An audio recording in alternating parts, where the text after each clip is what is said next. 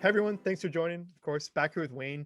A bunch of kind of press releases since the last time we chatted, ranging from some big hockey events to some recent border stuff. Also, some I'm seeing some chats about cruise ships and sea trade.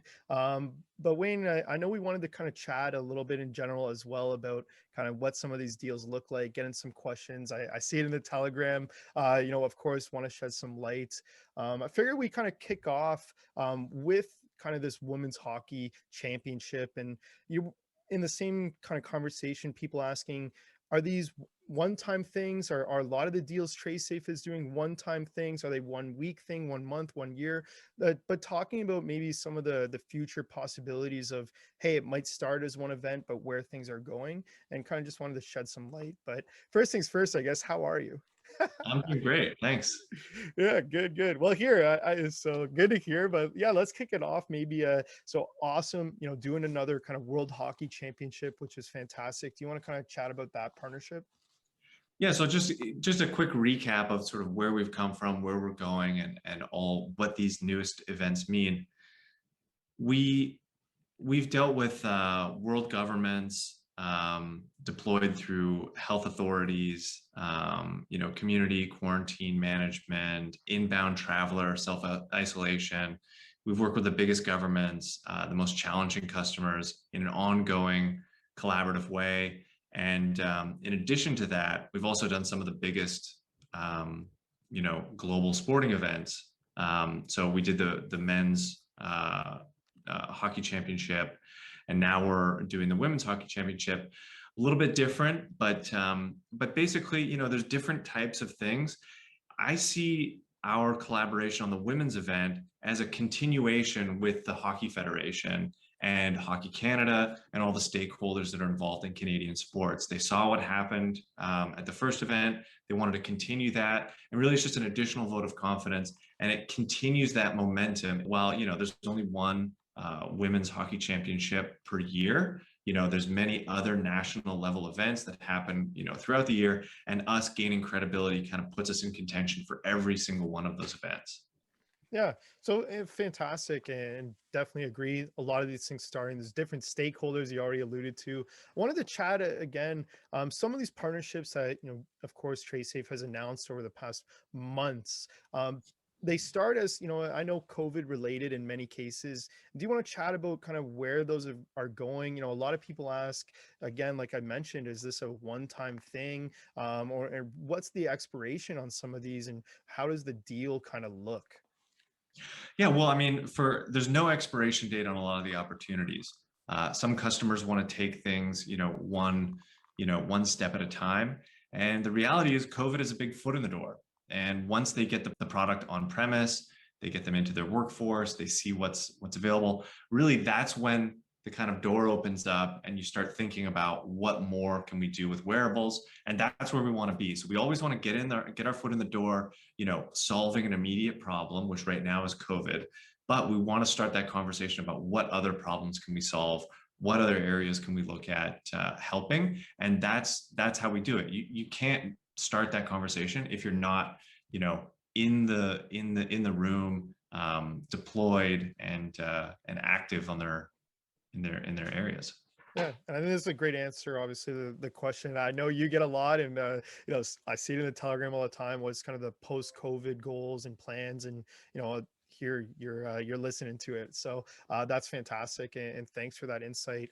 I wanted to talk maybe first about this sea trade kind of thing. I'm seeing you mention in the Telegram. I'm gonna let you intro it in a second, but we get a lot of questions around obviously cruises, travel, airlines, this type of stuff. And do you see that as kind of, TraceSafe's next like big opportunity? Is it, how much of a focus is that, out of the big pie, if you don't mind me asking? Well, I think the you look at all the areas that were most affected by COVID, and the first things that come to mind are travel, cruise ships, hospitality generally. All those businesses, those are the businesses that need solutions, and so that's obviously been an area of focus. Obviously, they're also the most hardest hit financially. So at the time they need need to figure out a solution the most, they have the least resources to do it. That being said, these are still multi-billion-dollar opportunities, multi-billion-dollar industries, I should say, and we have been really focused on delivering there. So you're seeing us at the Seatrade. This is the premier event for the cruise ship industry.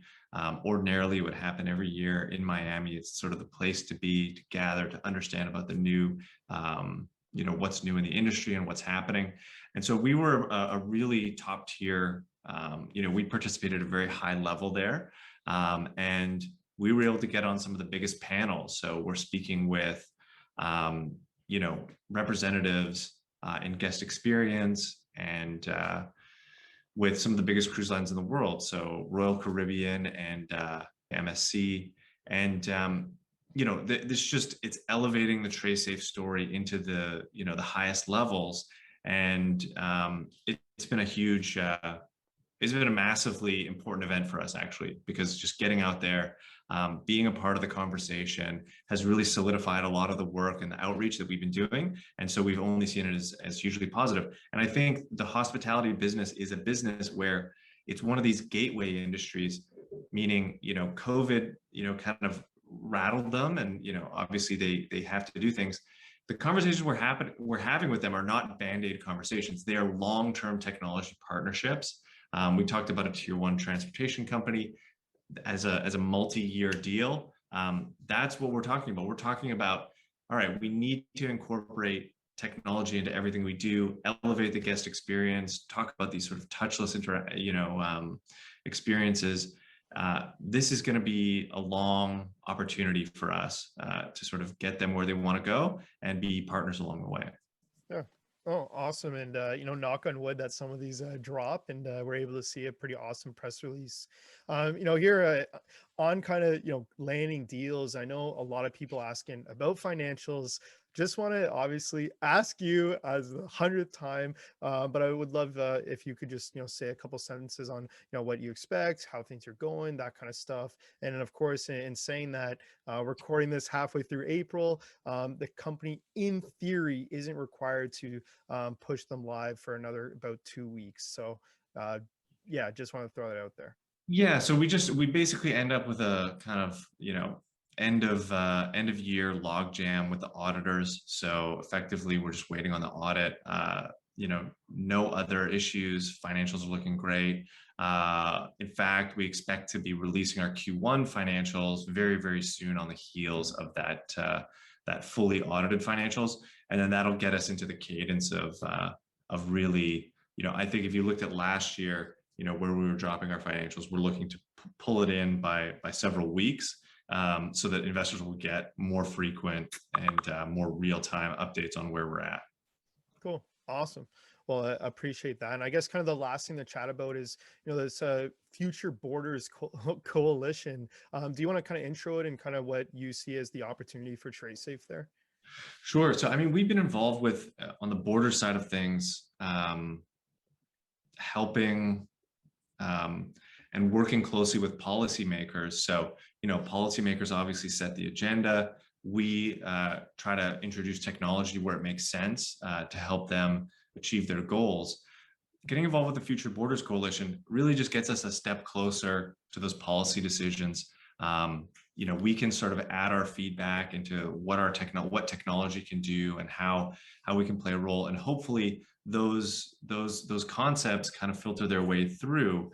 And so we're really excited to add our input into those conversations. It's a great working group of people, stakeholders from all over the place. You've got your international courier companies. You've got the major international airports in Canada. So it's an incredible organization. Very humbled to be a part of it, and looking forward to all the collaboration that we can do there. Yeah, awesome. Well, sounds like there's a lot of things in the pipe, a lot of things in the hopper. So fantastic. Obviously, congratulations on some recent success. Anything else you wanted to kind of give an update on at this point? No, that's basically it. We're still working all the initiatives that we have, had sort of at the early part of the year. we're starting to see a lot of traction and fruition, a lot of ideas come to fruition. So looking forward to updating the market as it all comes out. But very, very hard at work. And our next office hours is going to center around our Singapore team, which is going to be pretty exciting. We really want to showcase. They've been living in a post-COVID world for about 5 months. And so, we sort of get caught in the story of where our particular, where we might be living and what's going on there. But it's nice to sort of, you get kind of get teleported into the future and see, they've been COVID free for a long time, and it's still our most active market. And so we'll be able to get some of their insights, see some of the industry trends they're seeing with wearables, and where things are going, which I think will be very exciting for investors. Exciting little crystal ball for people to look into. So, awesome. Well, Wayne, thanks so much for joining.